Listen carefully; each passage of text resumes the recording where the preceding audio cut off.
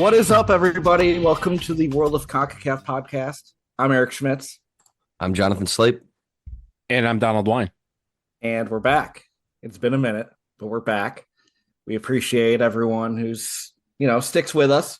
It's been a few months, but it's 2025 now. And, you guys want to talk? You want us to talk? We're here to It's talk. a Gold Cup year. It is a Gold Cup year. It's also a Nations League year. Yes, let's not bury the lead here. Is it CONCACAF Nations League year? We are a mere couple months away from the return of the CONCACAF Nations League finals, which will be at SoFi Stadium if it is still feasible. I don't know right now. But hope everyone had a great holidays. Hope everyone is excited for a new year of soccer.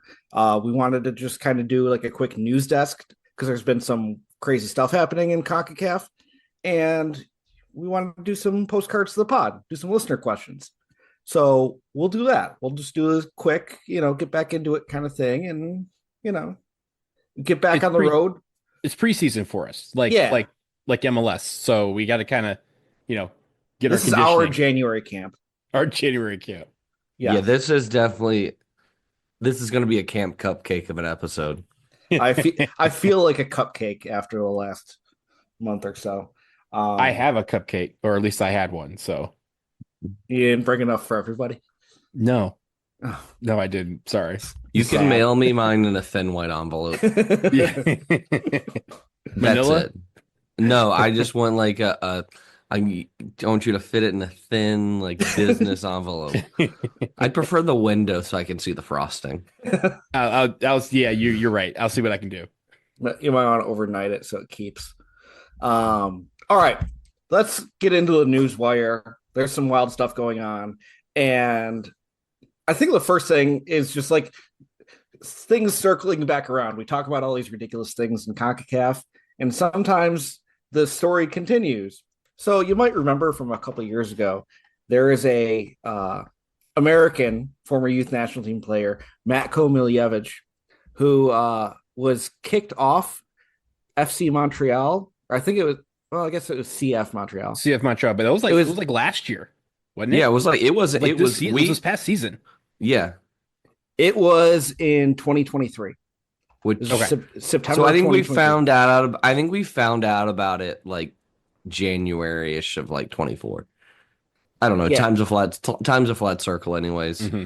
Yes. So to catch you up, Matko Miljevic had some appearances with the U.S. youth national teams. He is an American. He's got Argentinian roots as well. He was playing with MLS's Montreal club, and during Leagues Cup wasn't getting enough playing time and decided to go play in an amateur league in Quebec. And the funny part is he was playing with his buddy's team, and they weren't even good. I think we also got to mention he was playing under a fake name. He was playing under a fake name. But they figured out it was him. He was playing under a fake name, and his team wasn't even winning. They finished 8th out of 9 in the league. But anyways, he got into a fight in this league and got kicked out of the league. And they're like, wait a minute. This guy that plays in the MLS was playing in our league and just got kicked out. It's against your contract to play soccer outside of your team stuff. So Matko's contract got terminated for, quote, conduct detrimental to the league in September of 2023. He ended up resurfacing with Newell's Old Boys in Argentina. They're in the first division there. He ended up getting a lot of playing time, had a pretty solid season, and turns out Mauricio Pochettino, new U.S. men's national team coach, happened to watch him play recently, scored a goal in a game that Poch was at, and Miljevic is now called into the U.S. men's national team camp, ready to get his first senior cap. Did anyone possibly see this coming, that he would be back in the conversation?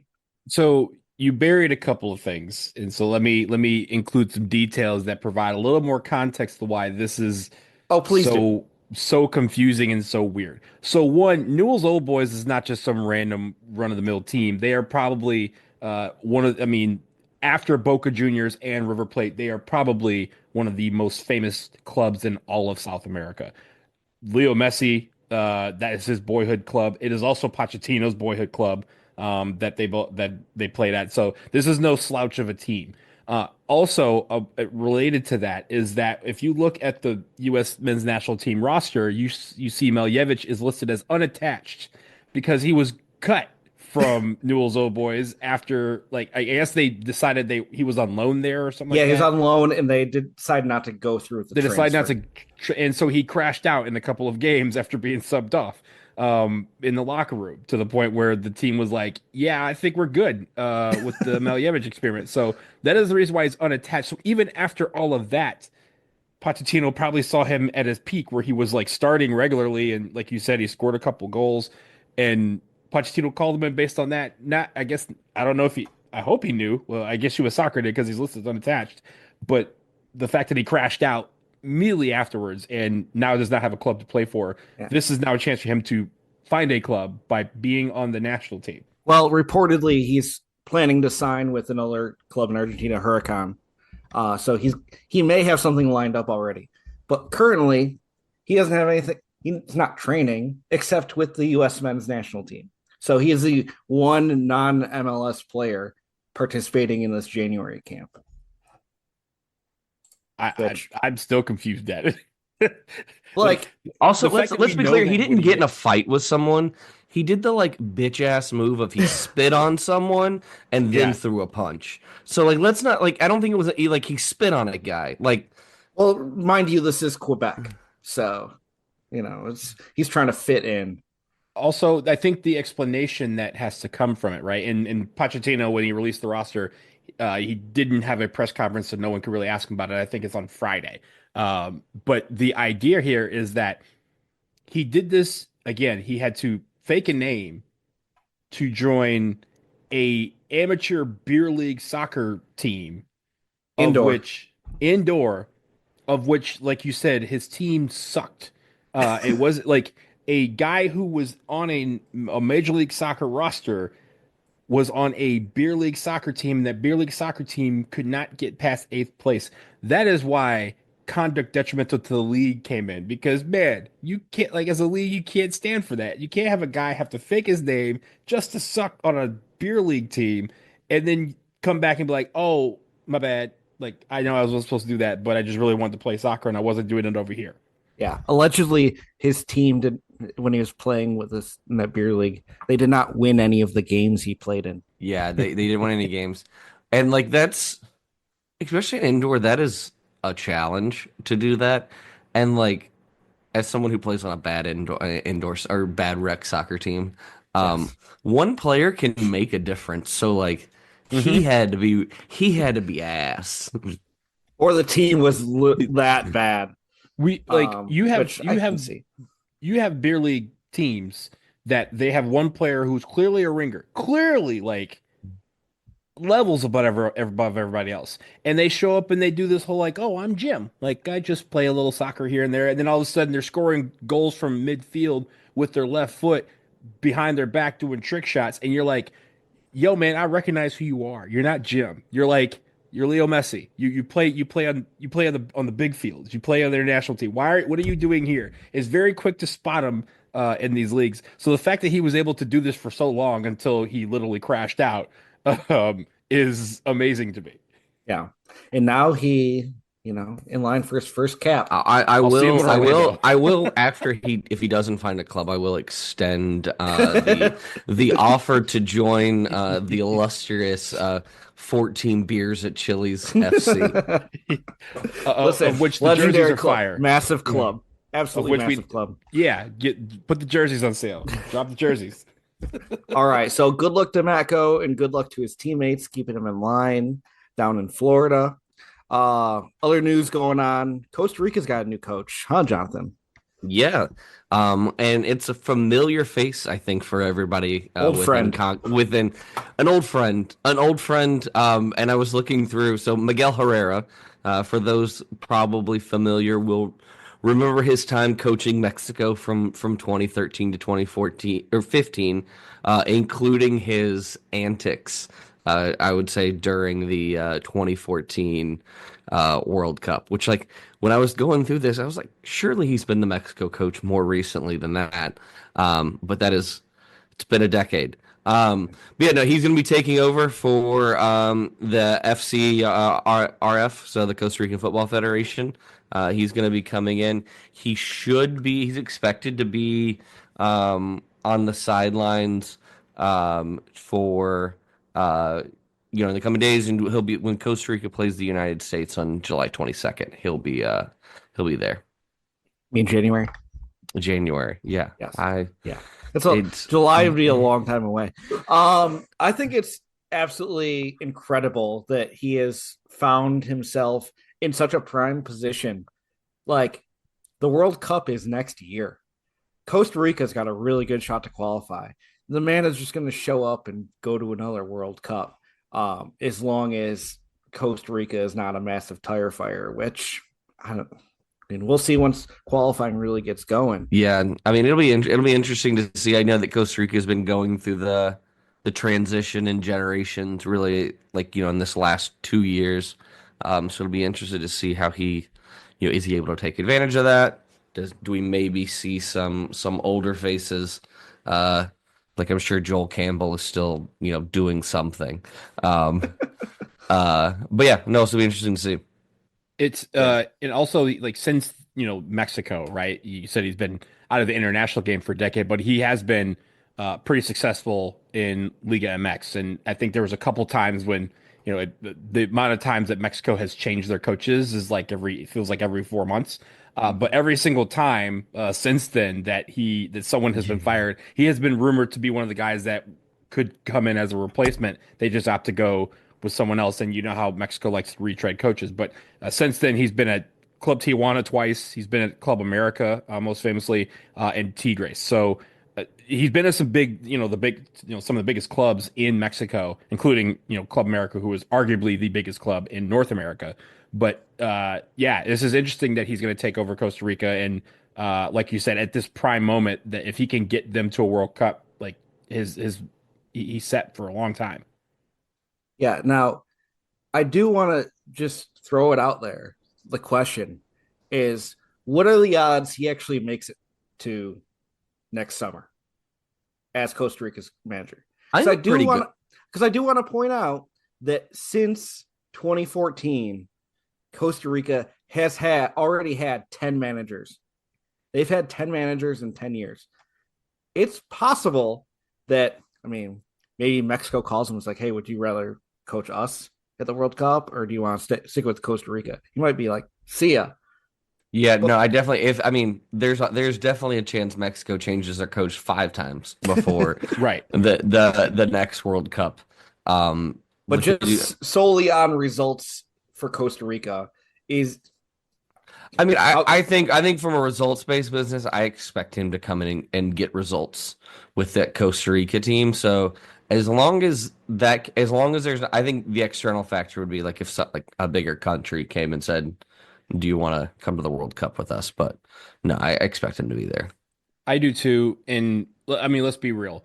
Costa Rica, with the United States, Mexico, and Canada out, Costa Rica kind of views himself as the top team that has to qualify, right? And so if they struggle during qualifying, maybe, but I feel like they let him see that out. The only thing that I could see is if, like in the Gold Cup this summer, like Costa Rica just like gets mollywopped in several matches. Like that's the only way I think they change. I guess they got to qualify for it first.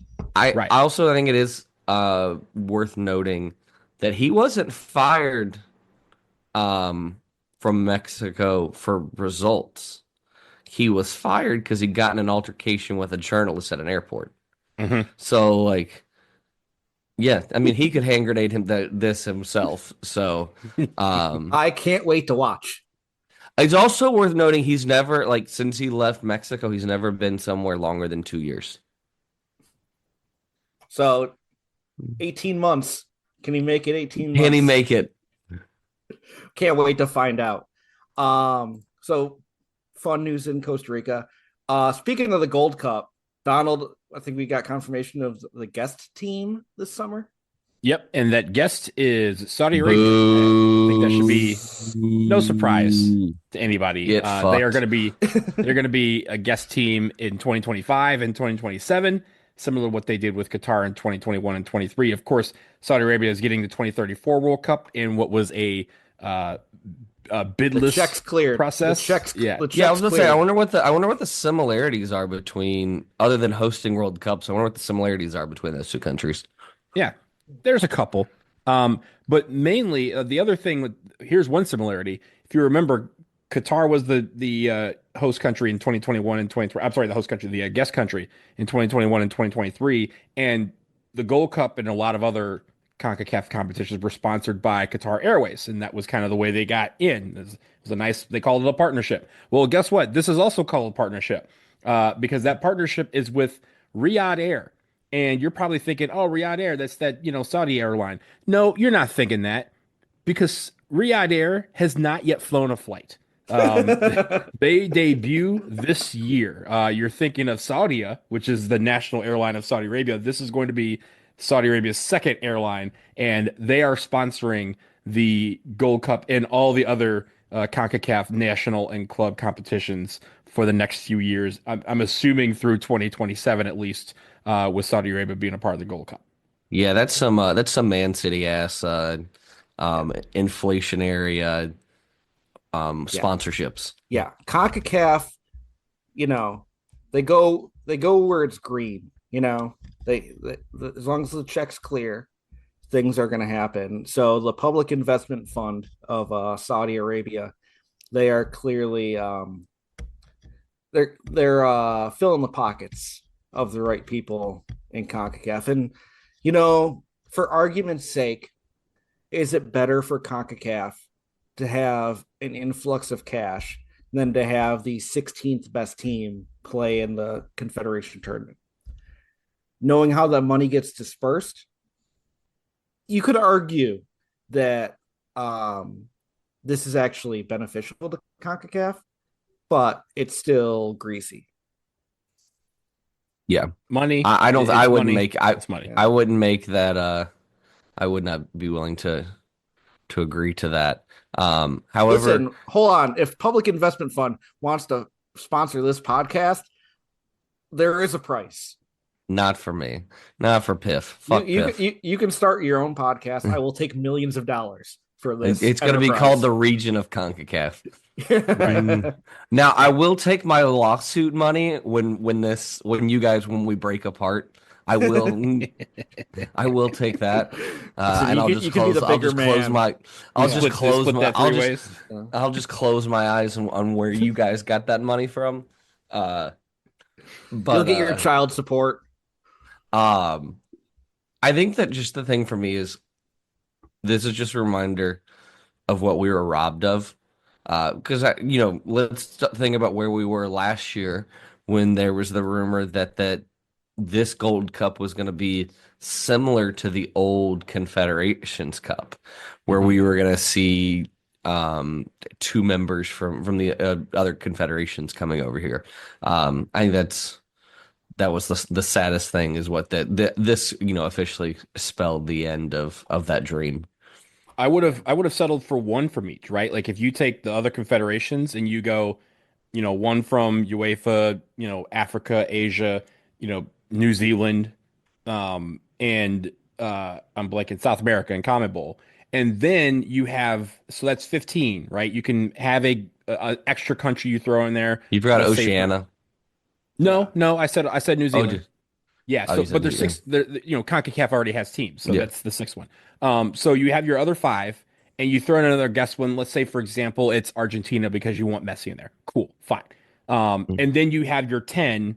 So you have 16, or you have 6 guest countries, and then you have your 10 CONCACAF countries, and you make it just like Copa America essentially was. I think it's the fact, and I think I know what Eric's going to say. Yeah, there's a reason this isn't happening. It's the dumbass. It's FIFA's fault because they have the stupid fucking Club World Cup happening at the same exact time as this tournament. So Messi can't even come because Messi that's fine. is required to play for Inter Miami because they don't have to release players. So no, I get Argentina that. ain't coming. No. That's not why all these other ones are country. I'm just saying for sake Yeah. of example, Yeah, right? yeah, If you yeah. were planning this, you would bring in Argentina because of Messi, and just like Inter Miami, Messi won't play. So you still have Argentina. You still have the world champion. Right? Gianni kind of ruined this for everybody. Yeah, but I don't think he ruined. I think he ruined individual players. But I think what he didn't want is he didn't want a Gold Cup to overshadow. Yes. Yeah, to overshadow the Club World Cup by bringing in all these hot teams. Yeah. Which it would. Well, there's nothing you can do to overshadow the Gold Cup because this is our tournament. So this is ours. And nothing else matters except for Concacaf Nations League. That's your dream. Yeah. El Sueño as a horror, you know? All right. Let's get El Sueño es muerta. The dream is dead. Nations League like that. Let's do some postcards of the pod. We had thrown out on social media to our listeners. Thank you to all of our supporters, especially our patrons. You can subscribe at patreon.com/podcacaf. Our patrons support the podcast. We really appreciate you. In fact, we do our one more round bonus episodes that you can find on that Patreon. We might even have questions that we talk about on that one more round that comes soon after you listen to this. So go to our Patreon, patreon.com/podcacaf. Anyways, postcards of the pod. Beautiful messages from around the world. So let's go through these. At the 94th minute asks, hypothetically, which U.S. state would have the best starting 11 if you chose players from just that state, and would they win the glorious Nations League or Gold Cup? I'm going to jump ahead and grab the second part of that question. No, one state could not. I mean, yeah, you're going to struggle to find. You're going to struggle at. But guys, what's your thoughts on this? I think the answer is New York. And yeah, they actually could compete for it because you got Tyler Adams, you got Tim Weah, you got Yunus Musa, you got Gio Reyna, you got Flair Balogun. Gio was not born in New York. Gio was born not just in England. Hang out. Was he cap tied to New York? Hang on. We're not talking about guys who were just born there. We're talking about guys who spent time there, right? Because Slippery slope. No, it could be, but I mean, Gio Reyna moved there when he was like 4. So like, does he have a New York passport? Does he have a New York passport? Probably. He was in the NYCFC system, right? So I think that counts. Flair Balogun, we definitely know he's got a EU passport too. Right. He was born there. Jack McGlynn was born there. Joe Scally's from there. Mark McKenzie is from Brooklyn. I'm sorry, from the Bronx, and then James Sands obviously is from there. So like, you have some guys that are good from New York. But the question, that's why I wanted to kind of debate this before, because it's like, is it just people who are born there? Because if so, Washington D.C. has a lot of guys who were born here who may have lived elsewhere. So it's that's the kind of dichotomy the thing you have to kind of debate beforehand. I think Texas would put up a solid squad. I mean, and then historically, if like we look at all time, I think there's 4 or 5 states that would compete. It's California, New York, New Jersey, Florida, Texas, maybe Texas. Yeah. Georgia, ironically has a lot of guys who were born there. Yeah. No, I mean, there's a lot to think about there and trying to figure out who gets to claim who, but such is soccer. Thanks for the question. Let's go to at SPK_Ultra. Which CONCACAF nation would you support if it was not for the USA? Eric would be a Canada fan. We know that. No, my answer was literally going to be anyone who is playing Canada. Unless they're playing Mexico, in that case, I want no one to win. No, I think you got to go an island. You're picking like a mid to lower range island that is just aspiring for anything. I'd just be a big Jamaica guy. Can you imagine being an Anguilla fan and seeing that first win in like 20 years and just being able to like be exhilarated by that more than we already were? But just like that's my team. I would love to have that kind of moment. I mean, this is kind of like a question of like, oh, if your EPL team went away, which EPL team you support? Would you support one of the big clubs? Would you support a team that's struggling to make it, or would you support a team that's going to fluctuate between the top flight and the championship every year? I think you kind of the Jamaica is kind of like, yeah, that's that team who's always going to be kind of among the best, but you're not really You're gonna have expecting to some be. bad years that are gonna make the good years Yeah, feel good. yeah. Yeah, And you have that dream of like getting back to a World Cup because you and actually you have get good been. jerseys because I mean You have great jerseys. I'm factoring kits and everything into Yeah. this too. Style Yeah, Like, matters. yeah. All right. SPK Ultra has had another question as well. What are you looking most forward to at the World Cup in 2026 in North America? How much weight I'm gonna lose? Because all the money that I spend on the World Cup tickets are gonna lighten my pockets very quickly. I I mean, mean, go ahead, I Don. think for me it's just I'm looking forward to hopefully catching a couple games. I've never it's just never worked out for me to go to a World Cup just because of just different shit in life. But yeah, no, I think that's attending a World Cup game is going to be big. Yeah. I mean, I'm looking forward to going to a game. It's a World Cup. Like Yeah. nothing beat as much as I love Nations League, like people don't respect it. People respect the World Cup. So all eyes being on it, people really being into it that summer is gonna be a lot of fun. But what am I And looking most forward to in that World Cup? Is it being over? Because it's stupid that we're hosting it. I'd rather not be here. I want to go somewhere else. well, I was gonna say that for those who are not like us, right? Who don't get to travel all over Concacaf. This is likely the last World Cup in our lifetime that will be here, like where we will be able to really fully enjoy it the way that you need to enjoy I a World mean, Cup. because the world won't exist anymore, or America Right. may not Well, exist first off, we'll be on anymore. the Well, moon, but no, I mean, look, look, I'm 42. Like the next, it's not coming in 10 years. It's not coming in 20 years. So we're talking about me having to wait till I'm like once 70, maybe, to I come mean, back. once they see the revenue coming in from this, like as much as the oil money in the Middle East might be claiming some World Cups down the line, like the actual pure revenue from this will be unmatched from any tournament ever anywhere else in the world. Like there's no tournament that's going to make more money than this one. So I would expect within, and it might be another shared tournament, but this will not be the last one US holds in the next 30 years. They are going to get another one sooner than any of us would expect. But we're already looking at 2034 is already decided. So we're looking at 2038, which is 13 years from now. So we're Yeah. still, I mean, we're getting to the point where, again, like for people like us, this is the last time where I'm not saying the last time when we can go to one. I'm talking about the Yeah. last time that we can fully enjoy one the way that we can enjoy with, no life responsibilities, full, decent health, right? Like that sort Eh. of thing.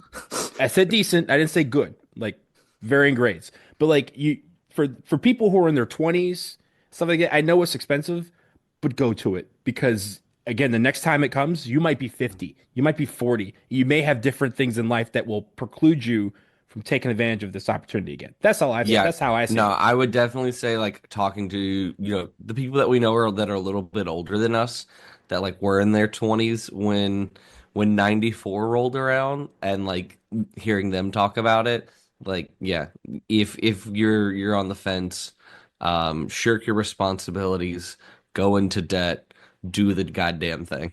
Yes. Go, yeah, we're not telling you to go to the whole tournament. Go Yeah. to just pick a game.